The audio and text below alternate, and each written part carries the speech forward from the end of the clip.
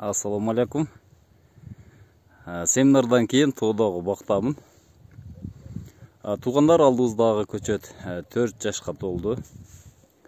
Асты кадимки вишня тамыры, үстү реваншер, же болбосо воловой 3 гилас. Мунун формасы КГБ формасында салынган көчөт. Бойунун бийиктиги 2 метр. Быйыл 2022 жылы буюрса 4-нчы жылы толук мөмөгө кое беребиз. Бул көчөттү 3-4 жылдан бери күзөтүп тартып келатам. Көрүп жүрөсүздөр видеодо. 2-3 жылдан бери силерге ушул КГБ бутоосу боюнча бөлүшүп келатам. Жыйынтык мына ушундай. Көрүп турганыңыздардай камчы бутакта толук быйыл мөмө бүчүрлөр бар. Мына көрүнүп турган бул мөмө бүчүрлөр пайда болгон. Кеч кирип келатат, жакшы көрүнбөшү мүмкүн силерге. Мында азыр 20дан ашык камчы бутак бар.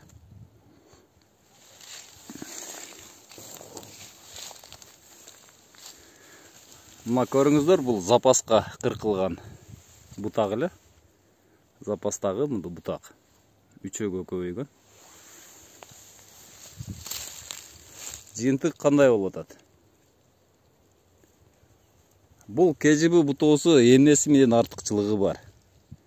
Биринчиси сапат, экинчиси бул чоңдугу, үчүнчүсү транспорт менен ташыганга жеңил, төртүнчүсү bir күндө bir адам мындай гиластын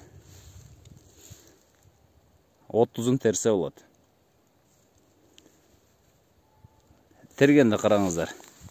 Мынакей. Мына бутакты кармайт, ылдыйга карап тартат. Колтукка кыстарып коюп, эки кол менен тере берсе болот. Каалаган жеринен тартып алып тере берет. КГБда жоон бутак болбойт, мына ушундай камчы бутактар болот. Буюрса мөмө алганда дагы тартамын, буюрса. Быйыл мөмөгө кое бердик. Эгер жакшы чаңдаша турган болсо, кандай жыйынтык берет, көрөбүз. Көрүңүздөр, мында жанына карай өскөн 90 градустагы бутактар жок. Бүт бардыгы түз бутакта. КГБден максаты түз бутактан мөмө алуу болуп эсептелет.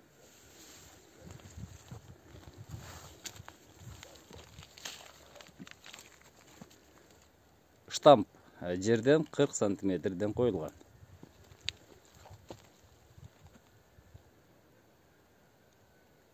Мына тугандар, жыйынтык ушундай. Саламатта болуңуздар. Кайрадан силер менен көрүшкөнгө чейин.